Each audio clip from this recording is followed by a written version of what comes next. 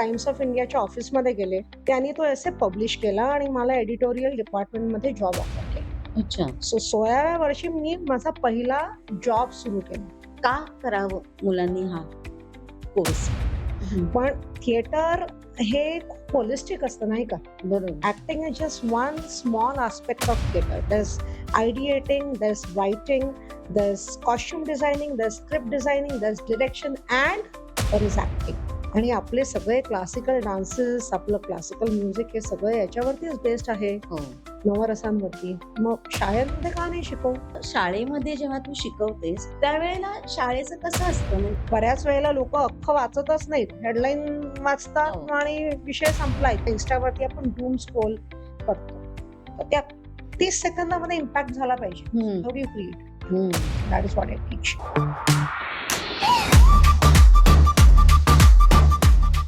नमस्कार, मी हिरकणी चॅनलवर पुन्हा एकदा तुम्हा सर्वांचं खूप खूप स्वागत. आज आपल्याकडे जी बोलायला हिरकणी आलेली आहे तिचं नाव आहे तेजस्विनी पटवर्धन. विषय वेगळा आहे. विषय असा आहे की आपण बघतो की मुलं, पॅरेंट्स मुलांना शिकवण्यासाठी वेगवेगळ्या ॲक्टिव्हिटीजमध्ये घालत असतात. म्हणजे आपण एज्युकेशन बरोबर मुलांच्या मधल्या कलागुणांना पुढे आणण्यासाठी काही ना काहीतरी प्रयत्न करत असतो. स्पोर्ट्समध्ये, हॉबीजमध्ये घालत असतो.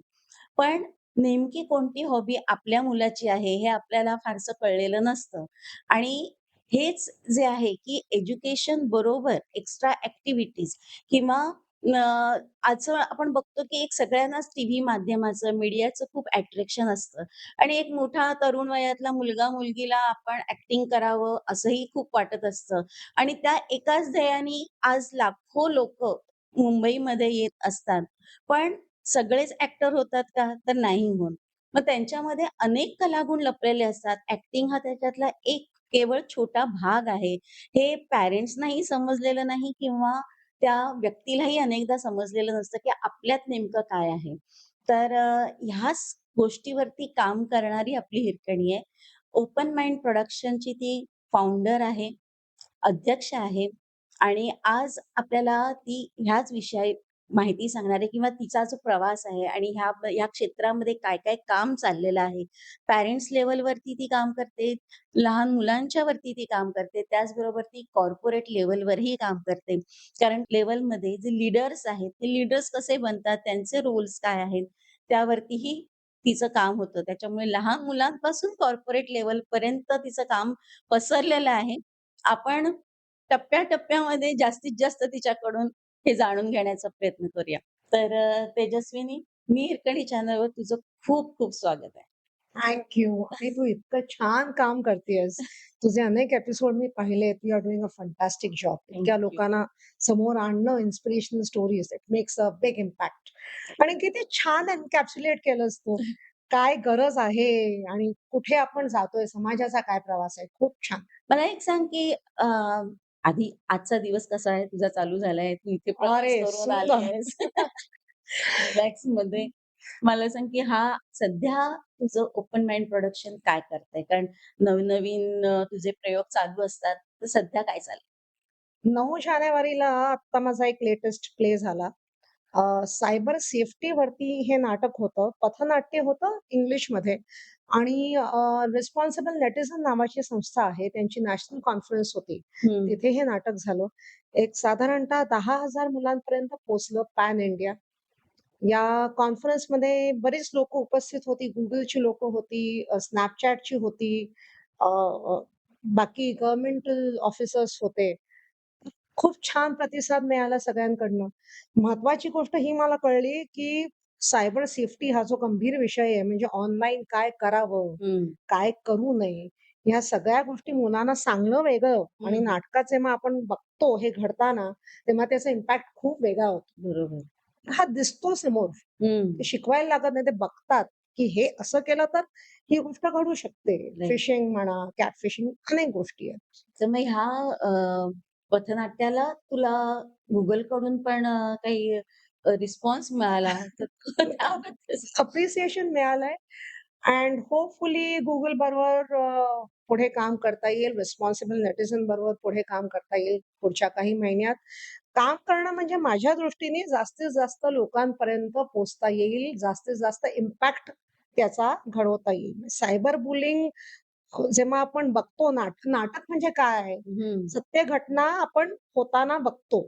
इट रिफ्लेक्ट्स लाईफ आणि घडतं जेव्हा आपण बघतो तेव्हा आपल्याला कळतं, की ह्या ॲक्शन घेतल्या त्याचं रिपरकशन हे होणार आहे. त्याच्यामुळे हं. करू नका. बरोबर. आईनी सांगणं वेगळं आणि बघणं वेगळं. बरोबर आहे. कारण घटना कुठेतरी घडलेली असते आणि ती आपण पेपरामध्ये किंवा कुठेतरी छोटीशी एक्झॅक्टली. वाचतो.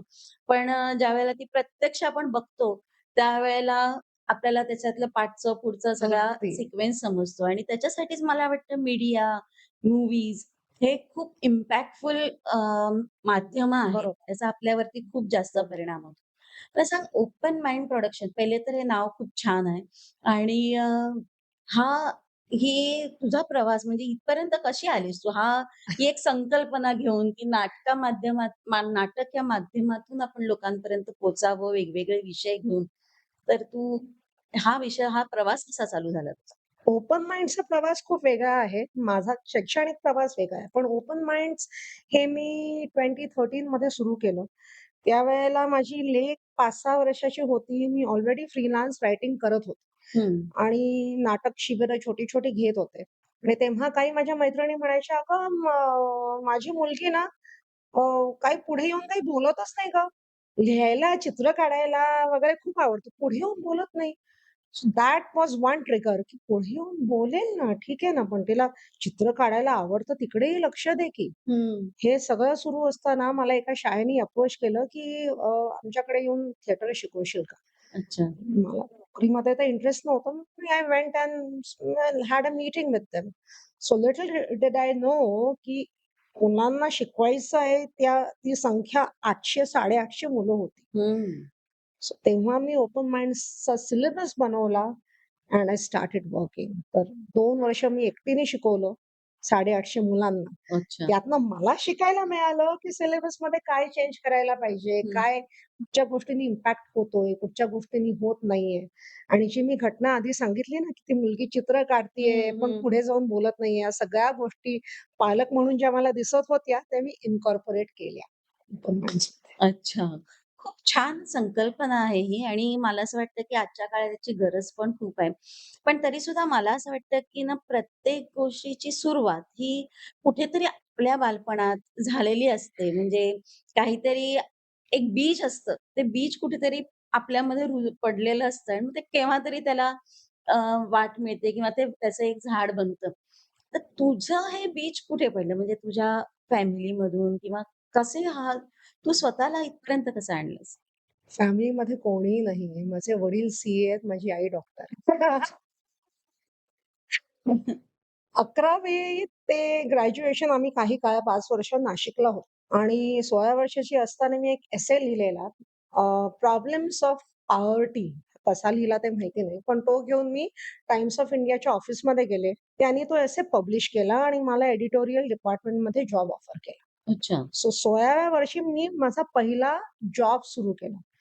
त्याच काळात राजीव पाटील हे तू नाव ऐकलं असशील, हं, जोगवाचे डायरेक्टर, दिवंगत डायरेक्टर आहेत. तर राजू दादा तेव्हा नाशिकला होता, हं. यंग होता तोही आणि त्यांनी नाटकाचं शिबिर घेतलं. तो हां. तो तो माझा पहिला गुरु आहे. खूप छान शिकायला मिळालं त्याच्याकडनं.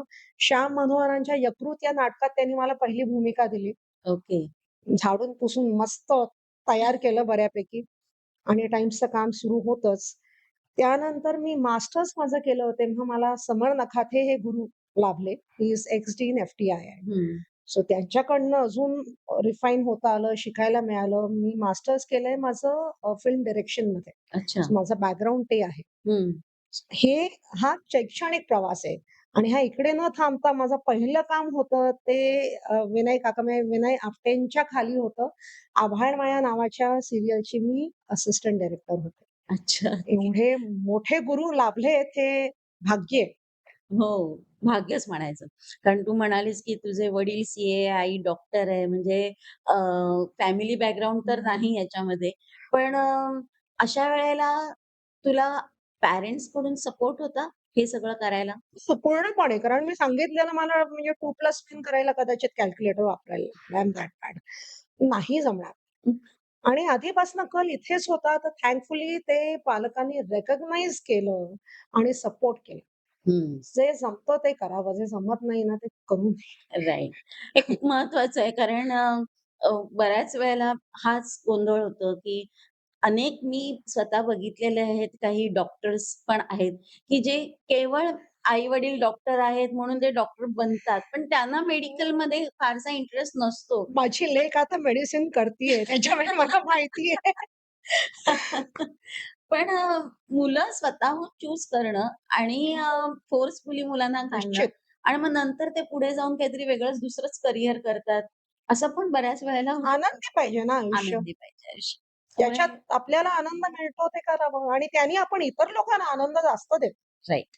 मग जे आपल्याला आवडत असतं ते आपण करतो तेव्हा आपण त्याच्यामध्ये जास्त फोकसनी, जास्त चांगल्या पद्धतीने काम करू शकतो. जसं की हे ओपन माइंड प्रोडक्शन तू चालू केलंस, तुला स्कूलमध्ये अप्रोच झाली, सगळं झालं.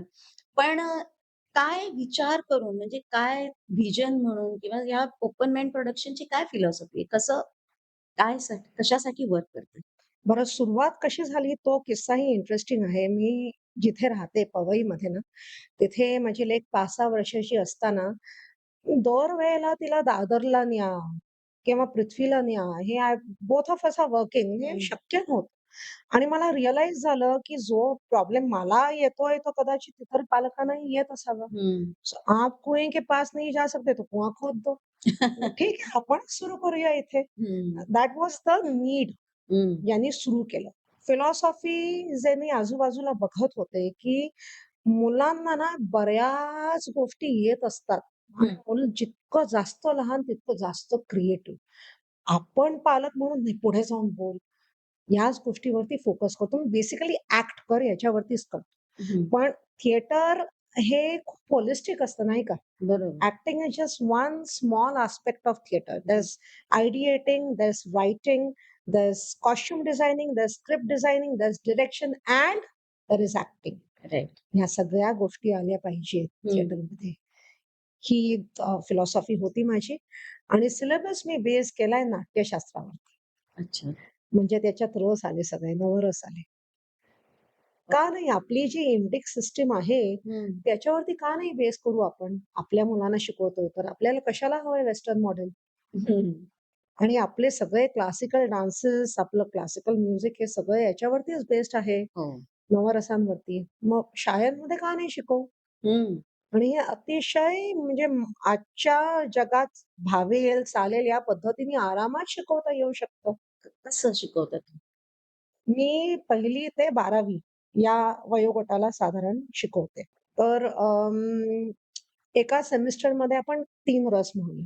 हं. हं, आता फॉर इन्स्टन्स समज रौद्र, शृंगार आणि विभत्स्य हे 3 रस आपण मुलांना शिकवले. हं, कुठच्या गोष्टींनी भीती वाटते? कॉकरोच. हं, आई चिडली की हं, एवढ्या छोट्या-छोट्या गोष्टी मुलं सांगतात. आई कशी चिडते? हं, नेहमी अशीच चिडते? डबा खाल्ला नाही. साई फक्त बाजूला येऊन उभी राहिली. हं, घाबरायला होईल ना? चिडलेली नाहीये. आवाज वरती केलेला नाहीये. फक्त बाजूला येऊन उभी आहे किंवा टीचर फक्त बघतीये. चिडणं म्हणजे नेहमी ओरडणं नाही. नाही. आता हे जर 3 रस शिकवले, तर याच्यावरती छोटीशी स्टोरी कर बरं. अच्छा. मुलांना करता येईल? 100% हं, जर 40 मुलं असली, तर मी त्यांच्या 8 टीम करते. 5 जणांची 1 टीम आणि मी सांगितलं तसं प्रत्येक जण प्रत्येक गोष्ट करतो. हां. म्हणजे एक मूल आहे त्यांनी एक कथा तयार केली. एक मूल त्या स्टोरी मधल्या कॅरेक्टर्स कॉस्ट्यूम डिझाइन करेल. एक मूल सेट डिझाइन करेल. एक मूल म्हणेल मी डायरेक्ट करणार. हं, एक मूल मेन लीड करेल. हे सगळं मिळून करतात. तर याची कथा काय होईल? काय होऊ शकेल? हे 3 रस मी सांगितले ना, शृंगार, हं, भय आणि विभत्स्य, की एखादा एखादा मुलगा आहे रोहन. हं, तर रोहनला आईने सांगितलंय, "अरे आत्ता तू बर्थडे पार्टीवरनं आलायस, हा परत पिझ्झा खायची गरज आहे का?" पिझ्झा खाल्ला त्याने आणि नंतर तो उकळला. हं, आई चिडली, "सांगितलेलं तुला खाऊ नकोस, ऐकतोस का कधी?" "बीभत्स्य रस तू काय तुला हे काय फार छान दिसत नाहीये." पण हं. नंतर आई येते पाठीवरनं हात फिरवते, "झालं, काढलं सगळं बाहेर. चल बस आता." पण आता आणि काही खायचं नाहीये. शांतपणे बस. जवळ घेते. ही मी बनवलेली कथा नाहीये. ही मुलांनी तयार केलेली स्टोरी आहे. खरी. कारण हे त्यांच्या आयुष्यात होतं. बरोबर आहे, होतं. फक्त त्यांना रिअलाईज होत नाही, की हे रस आहेत याच्यात. हं, हं, हं. आणि आपण ते शिकवलं ना, ते घरी जाऊन पेरेंट्सकडनं खूप वेगळा फीडबॅक मिळतो. घरी आल्यापासनं म्हणजे शिकल्यापासनं त्यांना they are able to identify हे रस म्हणजे इमोशन्स आहेत. हं. अच्छा. त्यांना आयडेंटिफाय करता येतं, की हा शृंगार आहे. छोटी मुलं कसं करतात ना, ए शिकायला लागल्यावर ए, बी कुठे न्यूजपेपरमध्ये दिसलं, की हां, हां. बरोबर. तसं करतात मुलं. त्यांना सगळीकडे ते रस दिसायला लागतात. वाह! इतकं सुंदर आहे. ही जादू आहे. खरंच ही जादूच वाटते मला पण, की नाहीतर आपण मुलांचं, लहान मुलांचं म्हणजे ते काहीतरी मस्ती करणार, त्यांना पॅरेंट्स ओरडणार. थोडा वेळ तो खेळ चालतो आणि त्याच्यानंतर दोघंही विसरून जातात आणि परत काहीतरी वेगळं सुरू सुरू होतं. पण मुलांना ह्याकडे बघायला लावणं, हा एक वेगळा दृष्टिकोन आहे आणि त्याच्यामुळे मला असं वाटतं, की एक छान बॉन्डिंग पण हं. बनायला मदत होत असेल. नक्कीच. कारण आई आपल्याला का रागवते आणि आई अशी रागवली म्हणजे काय आणि तशी रागवली म्हणजे काय ह्याचा विचार करायला मुलं शिकतात. तर की अजून आता हे तुला शाळेमध्ये जेव्हा तू शिकवतेस, त्यावेळेला शाळेचं कसं असतं? म्हणजे त्यांना आता हे सिलॅबसमध्ये घ्यायचं किंवा एक्स्ट्रा ॲक्टिव्हिटी म्हणून द्यायचं किंवा बोर्डशी तू कनेक्ट करते, कसं होतं हे? हल्ली मोस्टली शाळांमध्ये मॅन्डेटरी सब्जेक्ट आहे अच्छा. थिएटर. तर त्यावेळेला तर याचं व्यवस्थित ग्रेडिंग होतं, परीक्षा होतात. तर तेव्हा हे सगळं मला इम्प्लिमेंट करता येतं. आता मी सांगितलं तसं. हं, हं. कधी-कधी जेव्हा शाळांमध्ये मॅन्डेटरी नसतं, तेव्हा it is one of the selectives. हं, यू हं. Can select this subject. नाहीतर मग आफ्टर स्कूल असतं. अच्छा. बोर्ड्सनी शाळांना सांगितलेलं आहे. सो स्कूल्स अप्रोच मी, की आमच्याबरोबर असोसिएट होता का? हं. So then the entire theatre is outsourced to open mind. चांगली संकल्पना आहे. मला सांग, की खरंच तुझे आता मगाशी म्हणालीस ना, की अ, एक थिएटर किंवा एक ड्रामा म्हणजे फक्त ॲक्टिंग नाहीये. त्याच्यामध्ये बरेच सगळ्या गोष्टी येतात. आपण ज्यावेळेला नाटक बघायला लागतो, त्यावेळेला आपल्याला सगळं सांगितलेलं असतं, की नेपथ्य ह्यानी केलंय, दिग्दर्शन ह्यानी केलंय वगैरे. पण तरीसुद्धा हा मॅक्सिमम लोकांचा, मुलांचा पण, पॅरेंट्सचा पण फोकस हा ॲक्टिंगवरतीच असतो, की कारण ते दिसतं ना तुम्हाला समोर येऊन बोलता येतं.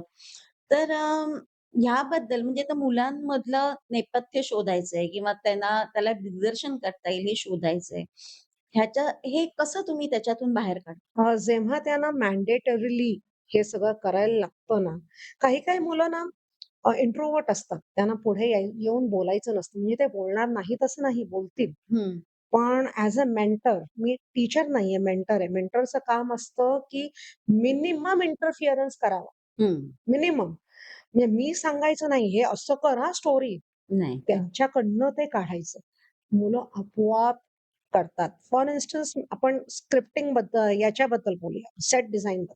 सो एक घरातली कथा एका टीमने तयार केलेली आणि त्या मुलीने ना डायनिंग टेबलचा सेट केला तयार. म्हणजे सेट केलं म्हणजे काय गं, तिने चित्र काढलं. हं, तर एक आय थिंक ती 9 वर्षाची वगैरे असावी. तर चित्र काढलं तेव्हा टेबल, 4 खुर्च्या आणि ना एका खुर्चीच्या समोर प्लेट उपडी पडलेली होती. तर मी विचारलं तिला, "हे असं का केलंयस?" म्हणे, "कारण माझा बाबा आमच्याबरोबर जेवायला नसतोच ना, तो उशिरा येतो." अरे! हे कदाचित तिच्या मनात असेल आणि तिला ते दुखत असणार, पण ती बोलू शकली नव्हती. हं, तर ह्या इतक्या छोट्या-छोट्या गोष्टींमधनं ना त्यांचे इमोशन्स इतके सुंदररित्या बाहेर येतात. हं. खूप खूप मजेशीर आहे. मुलं काय-काय बोलतील. सरळ बोलू शकणार नाही, पण अशा रीत्या काय-काय केवढं ऑब्झर्वेशन आहे बघ खूप दररोज. खूपच. बाबा नंतर येत असेल, ही लोकं 8:30 ला जेवत असतील, बाबा 10 ला येत असेल, बरोबर. जेवायला कधीच नसतो बरोबर.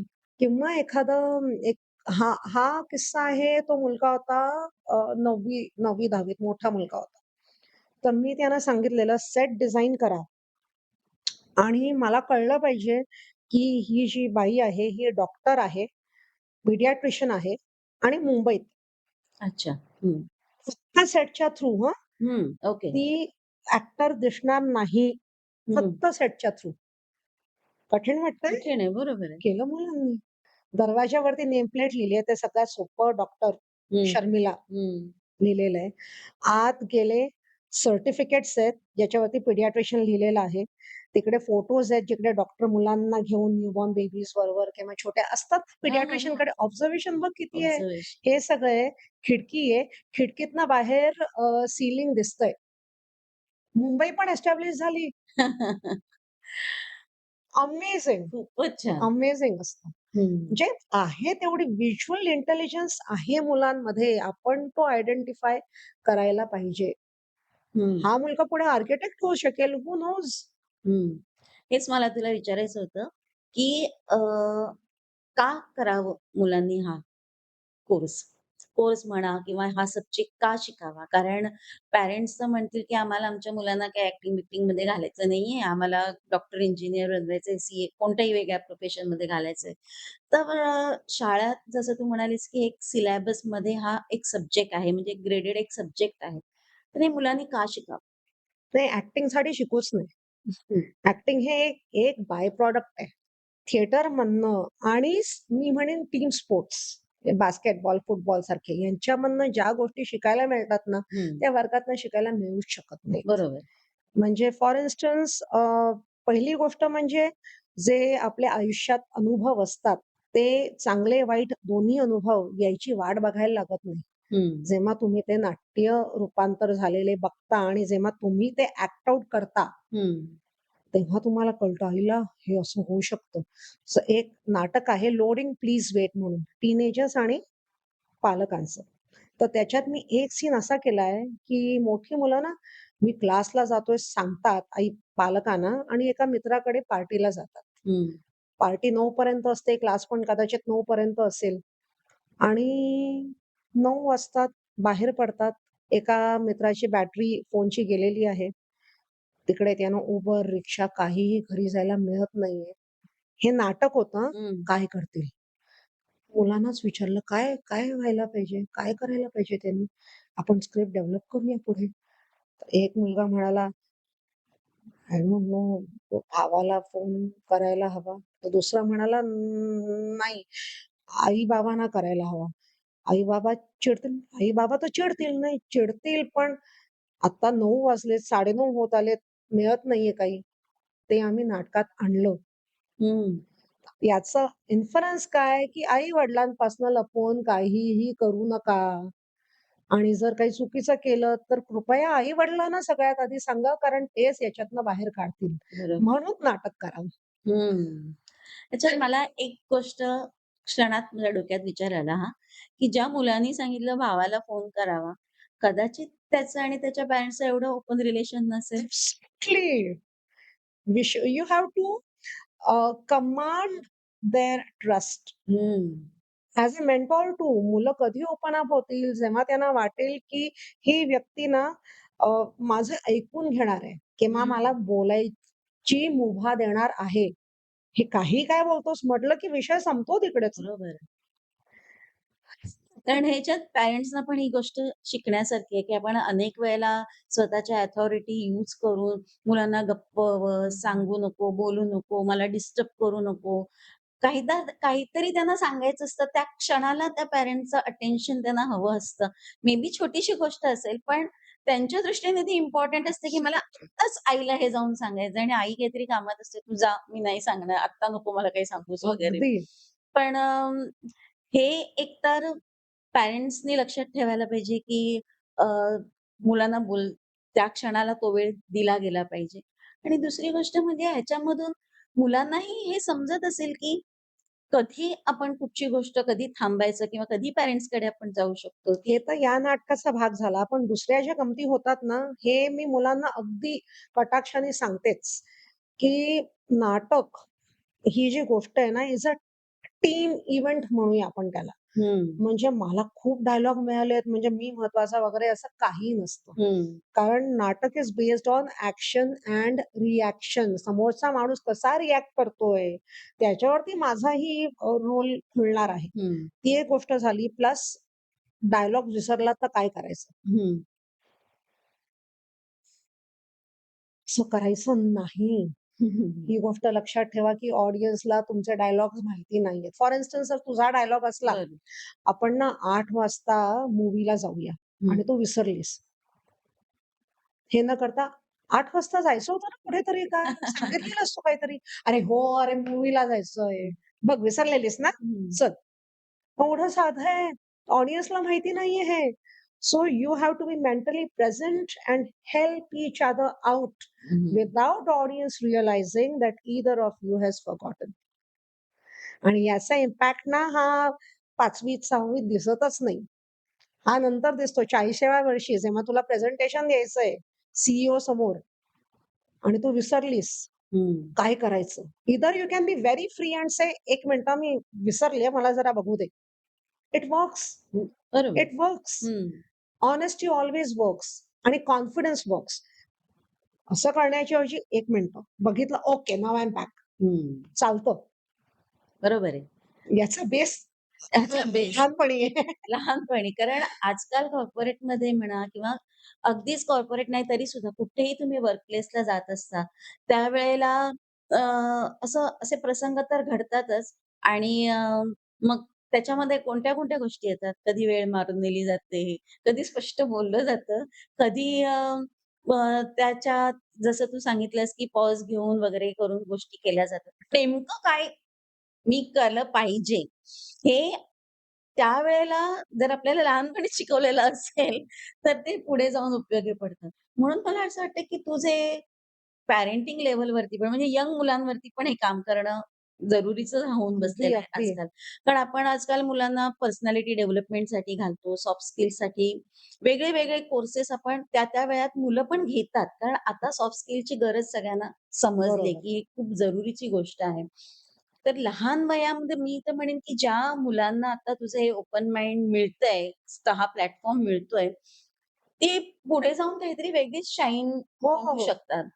किंवा आतापर्यंत तुला असा काय अनुभव आलाय, की आता काही वर्ष किती वर्ष झाली हे करून? 15 वर्ष झाली. 15 वर्षामध्ये काही मुलं आज तुझी जॉब करणारी पण ते असतील. शिकतायत आता म्हणजे मास्टर्सला वगैरे मास शिकतायत. काही आई-वडिलांबरोबर आहेत तुझ्या टचमध्ये ते? हो, कधीही विसरत नाहीत. काय तुला कधीपासून फरक जाणवतो त्यांच्यात? हो, म्हणजे 1-2 मुली तर मुलं म्हणजे माझ्या ओळखीची अशी होती, अत्यंत बुजरी.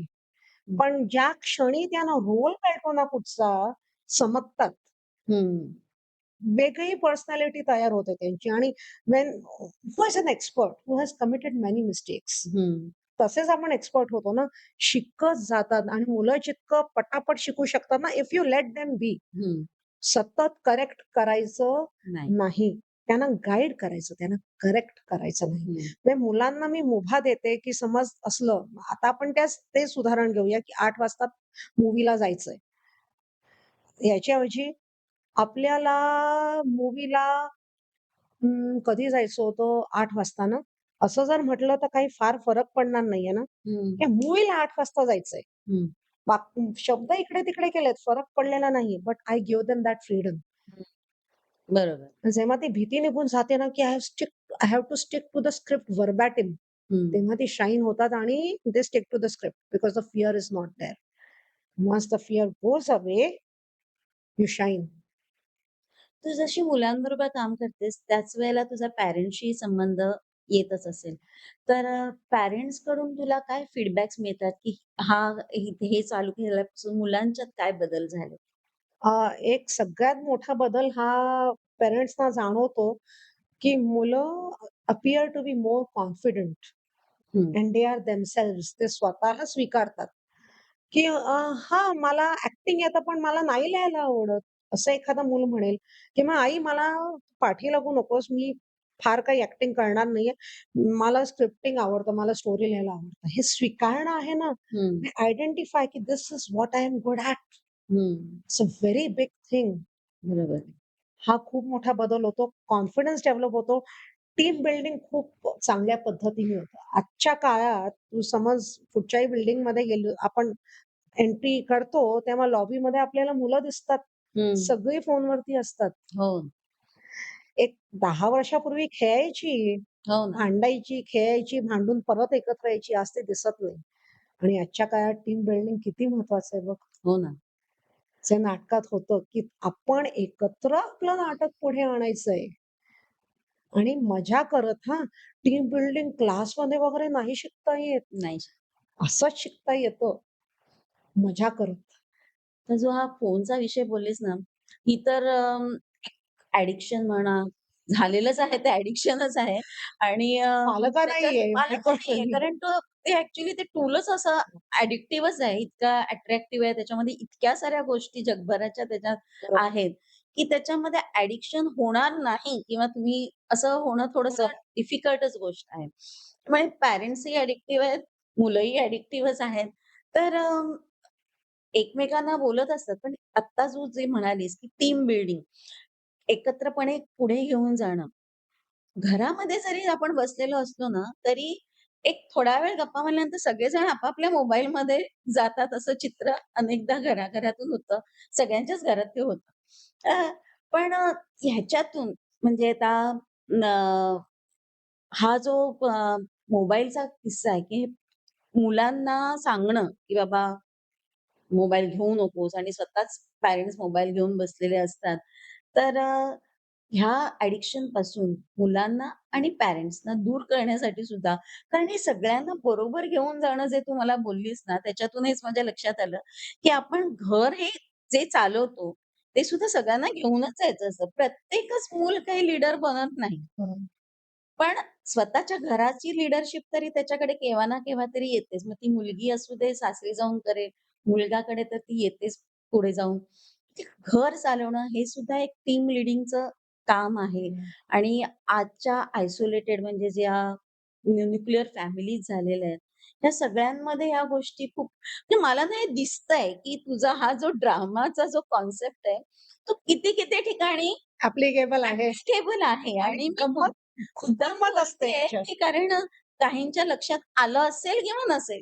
म्हणून मी हे पॉइंट बोलण्याचा प्रयत्न करते, की घरामध्ये सुद्धा ह्याची आपल्याला एक खूप गरज गंमत आहे. सांगू तुला? तर काय होतं, की मुलं इतकी वर्ष माझ्याकडे असतात ना, की त्यांचे पालकही माझे मित्रच होतात. तर मी एक सजेशन दिलेलं पालकांना, की आपण डेमोक्रसी वगैरे जो काही प्रकार म्हणतो ना, हं, हं. मुलांना आपण कुठच्या पद्धतीने शिकवू शकू, की आपण गाडीतनं पॉइंट ए टू पॉइंट बी जातोय हं. किंवा एखादा रविवार आहे. तेव्हा पालकांनी मुलांना विचारायचं, की आपण ना आज एकत्र मिळून एक गोष्ट तयार करूया किंवा काहीतरी एकत्र जे मी सांगितलं हं, ना हं, सेट, कॉस्ट्यूम हं. ते आपण काहीतरी एकत्र त्या प्रकारचं करूया. हे आता ऐकायला फार बोर वाटतंय, पण ते तसं नाहीये. हां. तर गाडीतनं जाताना फोनवरती राहायच्या ऐवजी समज एखादं एक वाक्य घे. हे आपण आता बघूया खेळून. He was outside her door. हे वाक्य. हं, याच्यावरती स्टोरी आपण बनवूया. हं. आई गाडी चालवतीये, बाबा बाजूला बसलाय, पाठी भावंड बसली आहेत 2. तर फोनवरती कोणी नाहीये. रेडिओवरती छान गाणं चालू आहे आणि he was outside her door. चला, बनवा गोष्ट. हं. काय येतं मनात? आधी तर माझ्या डोक्यात आलं, की कोण बाहेर उभं आहे आणि कुठे? म्हणजे घरात आहे की हा हा हा विचार करण्याची पद्धत वेगळी आहे म्हणून हे तुला जाणवलं. हं. नॉर्मली 99% काय म्हणतात, एक मुलगा he was outside her door. मुलीच्या दरवाजाच्या बाहेर उभा आहे किंवा ओके. हां, हां. A man is outside a ladies door. Me gender सांगितलंय, मी स्पेशियल स्पेसिफाय केलंच नाहीये. हं. एखादा पपी असेल, मुलीच्या दरवाजाबाहेर तो दरवाजा स्क्रॅच करत उभा आहे, की मला आत घे. हं, तिने हं. दरवाजा उघडले, ते पपीला उचललं तिने. हं. किंवा तो दरवाजा कुठचा आहे मी कुठे सांगितलं? बरोबर. ऑफिसचा असेल, तिची व्हॅनिटी व्हॅन असेल, हं. याचा असेल, एक्ट्रेस असेल ती. He was outside her door, vanity van असेल. बरोबर. किती मग त्याचे अर्थ निघू हो ना. शकतात. जेव्हा आपण the first thought that comes to your mind is most often not the right one. मग मुलगा मुलीच्या दरवाजाबाहेर, "नाही, अजून काहीतरी आहे, हं, विचार करा." आणि त्या प्रवासामध्ये आपण गाडीत हे सगळं चालू आहे असं म्हणत होतो ना, हं. ट्रॅफिक सिग्नलला गाडी थांबली आहे, हं. तेव्हा ही चर्चा किती छान रंगू शकेल बघ. हो ना. हे सगळे एक गोष्ट ठरवतात. अच्छा, ओके, हा पपी उभा आहे. मग ती बहीण म्हणेल, "बघ मला हवाय पपी, तू देत नाहीयेस." हं. त्याच्यावरती काहीतरी चर्चा होईल. कुठचा पपी? नाही, रॉकी, रॉकी मला ना गोल्डन रिट्रीव्हर हवाय. फोनची गरजच नाहीये. आणि त्या अख्ख्या त्या एका वाक्यावरती अर्ध्या तासाचा प्रवास होऊ शकेल. एवढी कथा होऊ शकेल. आणि कोणालाही फोनची आठवण येणार नाही आणि आपण इकडे स्क्रिप्ट रायटिंग करतोय. हं. We are ideating. याच्यामधनं कदाचित एक स्टोरी तयार होईल आणि मग त्याच्यावरती ती मुलगी मे बी एखादी छान स्टोरी लिहिल. राइट. आयडिएटिंग खूप मोठा भाग असतो. हं. किती गरज आहे आजच्या काळात. खूप गरज आहे. म्हणजे आजकाल ना आपण लहान असताना एक शाळेमध्ये एसे असायचे. बस स्टॉपवर थांबलोय, बस स्टॉप माझ्याशी बोलतोय. हो, हो. असे प्रकारचे एसे आपल्याला असायचे शाळेमध्ये असताना. पण ह्याच्यावरती आपण कधी नाटकं वगैरे नाही केलेली किंवा असं एखादं छोटंसं कधी झालं पण असेल. पण आज ही एक सब्जेक्ट म्हणून ही गरज आहे. कारण मुलं ना जास्त करून स्क्रीन कोणत्या ना कोणत्यातरी स्क्रीनवरतीच सतत आपण असतो. तर त्यांच्याकडे खूप सारी इन्फॉर्मेशन, नॉलेज किंवा बघायला त्यांना खूप साऱ्या गोष्टी मिळतच असतात. त्याच्यामुळे त्यांच्या डोक्यात नेमकं काय चाललंय, हे पॅरेंट्सना नाही समजू शकत, की ते कोणती गोष्ट कोणत्या अँगलने बघतायत. पण या नाटकाच्या माध्यमातून मात्र अ, त्यांचे विचार ते मांडू शकतात. कारण तुम्ही एक सेंटन्स दिलंय, त्याच्यावरून ज्यांनी त्यांनी आपला थॉट सांगायचा आहे. मग ती मुलं जे बघत असतील किंवा जे वाचत असतील, त्यांचा जो लाईफचा तो एक्सपिरियन्स असेल, त्याच्यानुसारच ते काहीतरी आता बनवणार मी आहे. जे बाकीच्या गोष्टी म्हटल्या ना तुला कॉस्ट्यूम आणि सेट यांनीही किती फरक पडतो ते बघूया हां.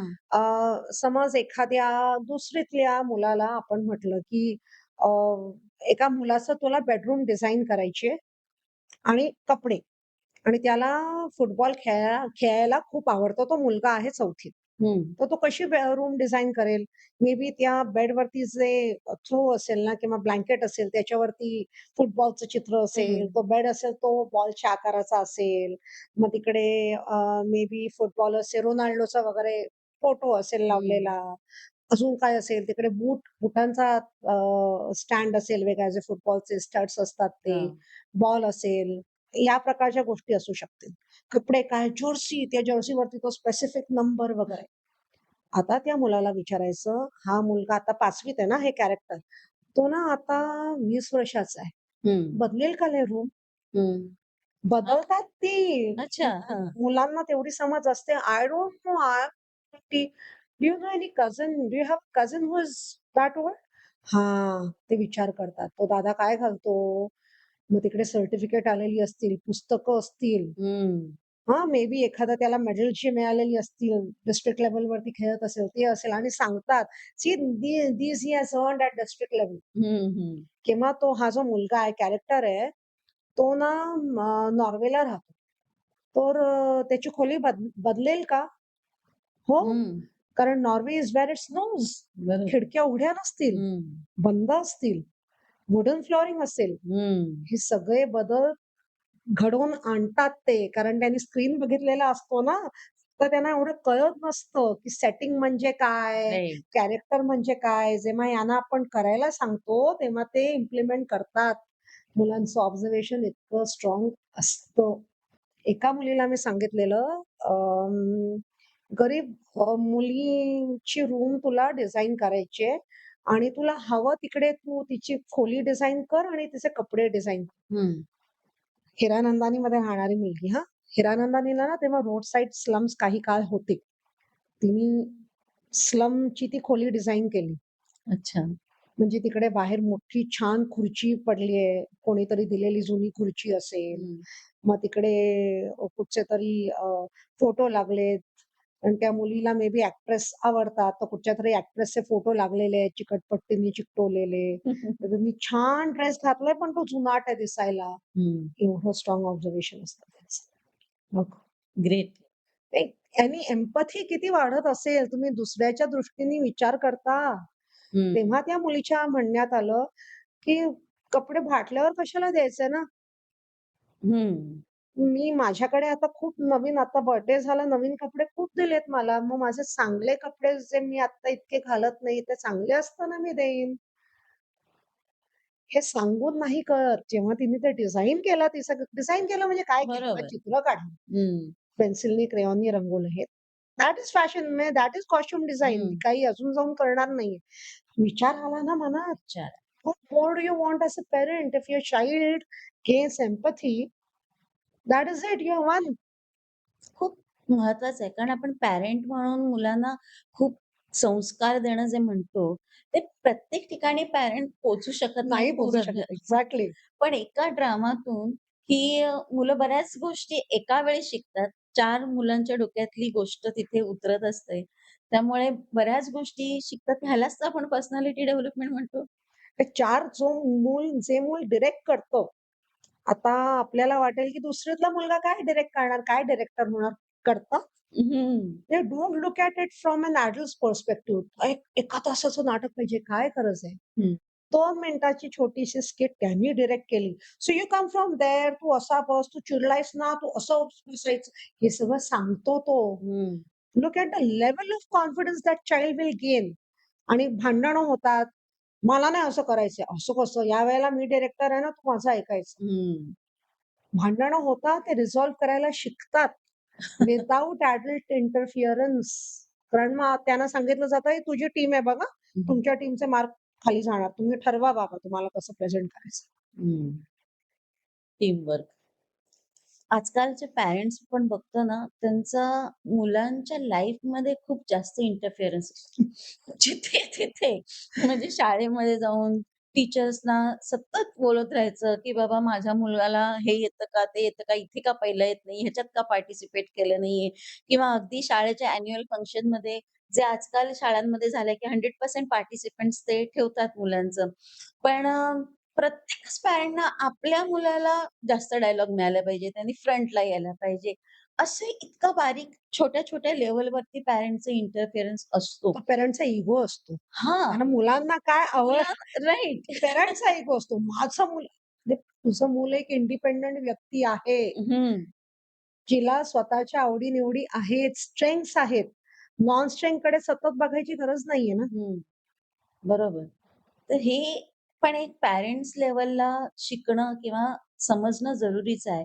तर असं तुझ्या बाबत घडतं का, की तुमचे जे चालतात, प्ले चालतात, माझ्या मुलाला डायरेक्शनमध्ये नाही टाकायचं, त्याला ॲक्टिंगमध्येच घ्या किंवा त्याला डान्सच द्या, असं पॅरेंट्सकडच्या सजेशन येतात का? आणि आल्या तर तुम्ही कसं हँडल करता? नाही, मला अजून हा प्रॉब्लेम शाळेच्या लेव्हलवरती झालेला नाहीये. कारण वर्षभराचा असतो ना हा जो प्रोग्राम आहे स्कूल्समध्ये. त्या टीम्समध्ये रोल्स इंटरचेंज होतात. म्हणजे हं. आज तुमचा मूल डायरेक्टर आहे, तर पुढच्या सेमेस्टरमध्ये तो ॲक्टर होईल.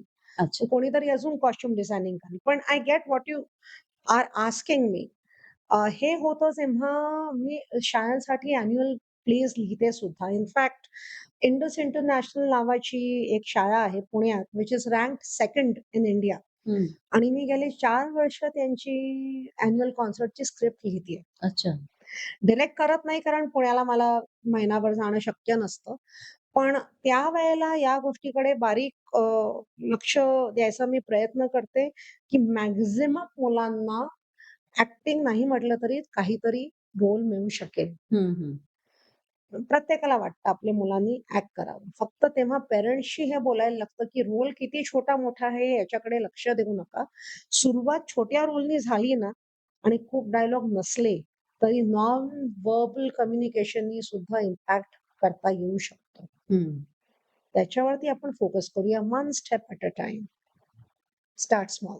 ग्रेट. मला सांग की आता हा पॅरेंट्स चिल्ड्रन पर्यंतचा जो प्रवास झाला. त्याच्या पुढची स्टेप आता जी यंग मुलं आहेत, कॉलेज गोईंग मुलं आहेत.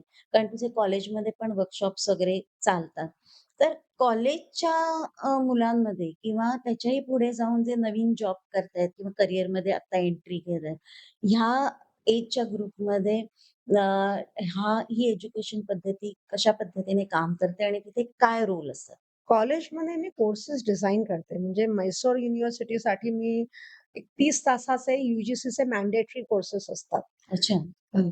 न्यू मीडियावरती. तर ते मी डिझाइन करते.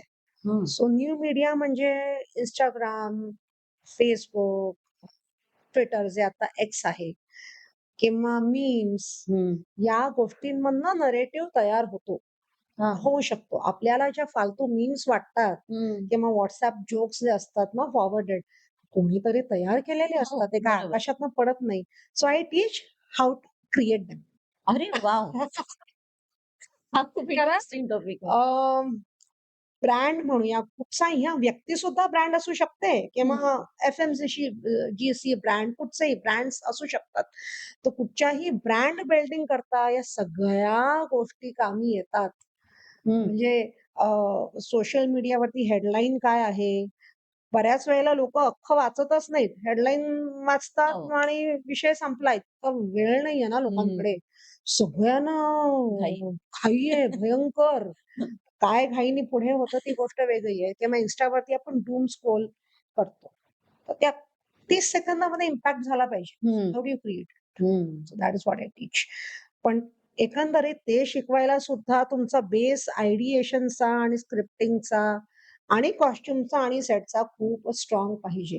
हं. तुमचं ऑब्झर्वेशन पाहिजे.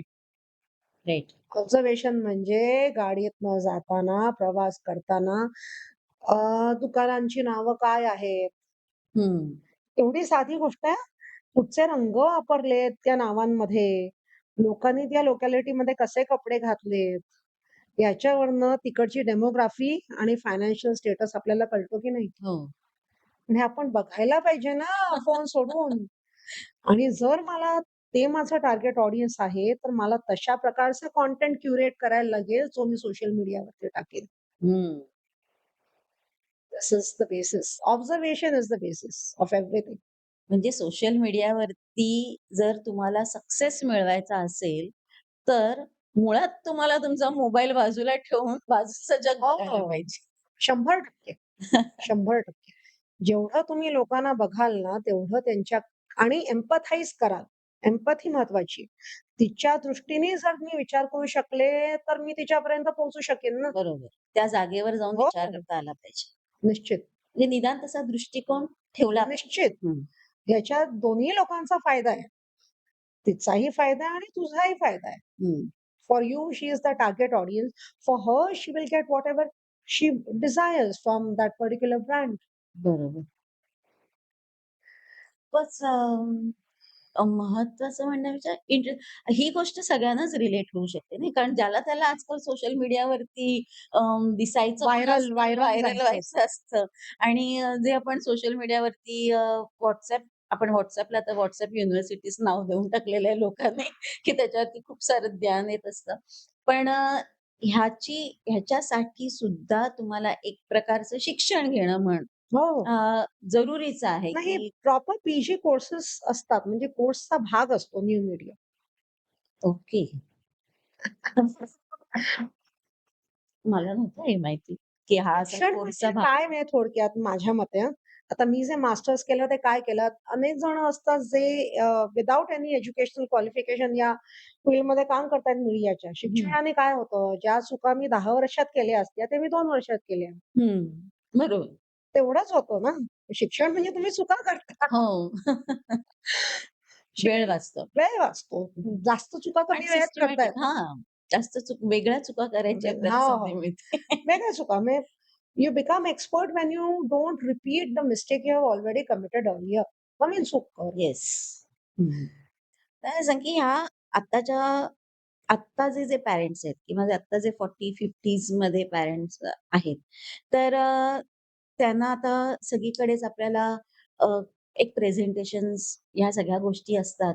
तुम्हाला कॉर्पोरेटमध्ये काम करायचंय, तर स्वतःला प्रेझेंट करायला लागतं किंवा केलेली प्रेझेंटेशन्स मांडायला लागतात, मीटिंग्ज अटेंड करायला लागतात आणि या सगळ्यामध्ये अनेकदा कॉन्फिडन्स नसतो. नॉलेज नसतं असं नाही, नॉलेज असतं. पण ते नॉलेज असणं वेगळं आणि ते मांडता येणं वेगळं, ह्या 2 गोष्टी वेगळ्या आहेत. तर हे मांडता येण्यासाठी आपल्याला मग तिथे काय होतं, की तुमच्याकडे नॉलेज आहे, पण तुम्हाला व्यक्त होता येत नाही. मग तुमची प्रमोशन्स जातात. तुम्ही जास्त पुढे प्रोग्रेस करू शकत नाही किंवा इंटरव्ह्यूजला जाताना अनेक वेळेला प्रॉब्लेम्स येतात. तर ह्या सगळ्यासाठी, की हे जे ह्या लेव्हलची लोकं आहेत आता जे 40-45 वर्षाचे आहेत, तर त्यांना काय सांगशील तू किंवा काय त्यांना तुम्ही कसं ट्रेनिंग वेल या सगळ्यात माझ्या मते सगळ्यात महत्वाचं काय माहिती क्लॅरिटी ऑफ थॉट. हं, बरेच जण येतात माझ्याकडे पब्लिक स्पीकिंग शिकायचंय. पब्लिक स्पीकिंग हा खूप नंतर येणारा भाग आहे. त्याच्या आधी काय येतं? लिखाण. हं. कारण तुला काय बोलायचंय ते तुला आधी लिहिता तर यायला हवं. लिखाणाचा फाउंडेशन काय आहे? विचार. विचार. जिथपर्यंत क्लॅरिटी ऑफ थॉट नाही, पुढचं काहीही करता येणं शक्य नाही.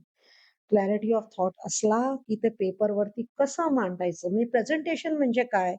मुद्देसूद बोलणं आणि टार्गेट ऑडियन्स कोण आहे? त्याला कसं भावेल आणि त्याला काय हवंय?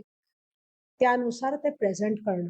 हे आलं पाहिजे. हे आलं, की प्रेझेंटेशनमध्ये ना, I think most important is to be confident and happy. हं.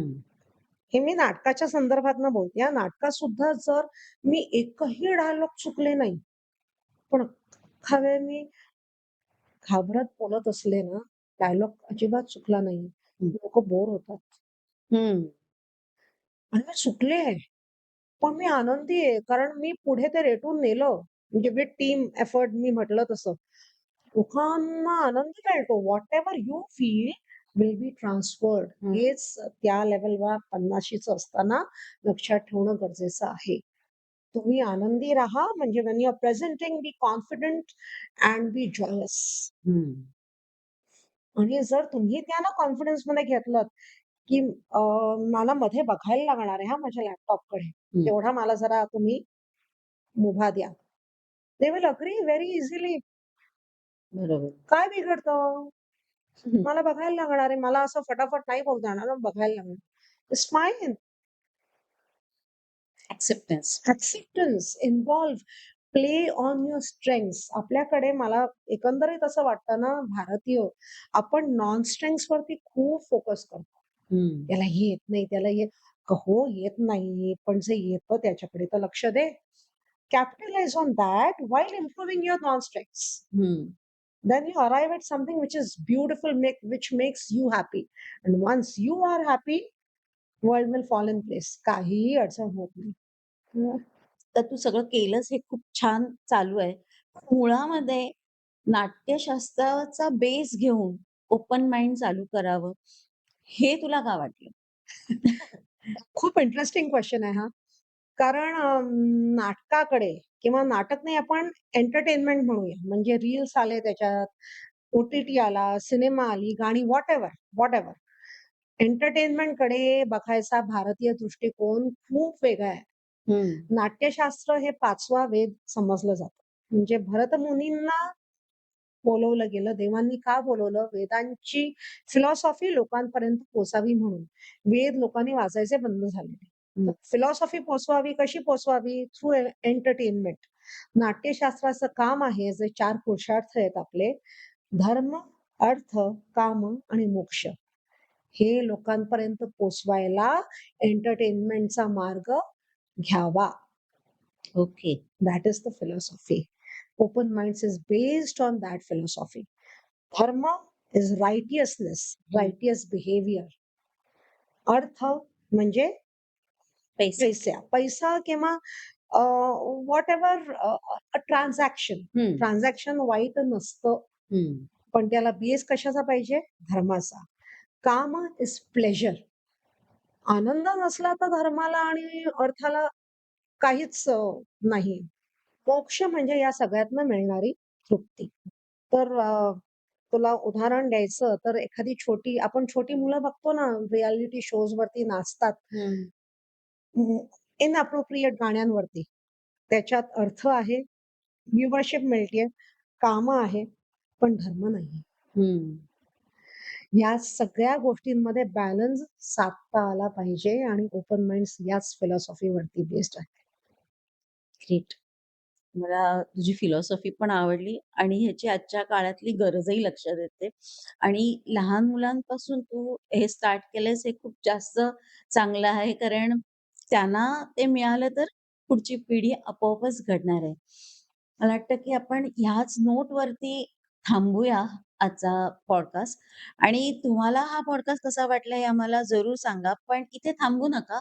कारण तेजस्विनी कॉर्पोरेट लेव्हलवरतीही काम करते आणि आपण खास त्या गोष्टीही जाणून घेणार, की या लेव्हलवरती म्हणजे अगदी किंवा मग प्रेसिडेंट लेव्हलवरती सुद्धा तुम्हाला एक लीडरशिप घ्यायची असेल, तर कसं वर्क केलं जातं किंवा एक लीडर कसा बनतो आणि त्याच्या दृष्टीने त्यांनी कशी टीम हँडल केली पाहिजे, हे कसं शिकता येईल नाटकाच्या माध्यमातून, हे आपण पुढच्या भागात बघणार आहोत. तेव्हा याच एपिसोडचा दुसरा भाग बघायला विसरू नका.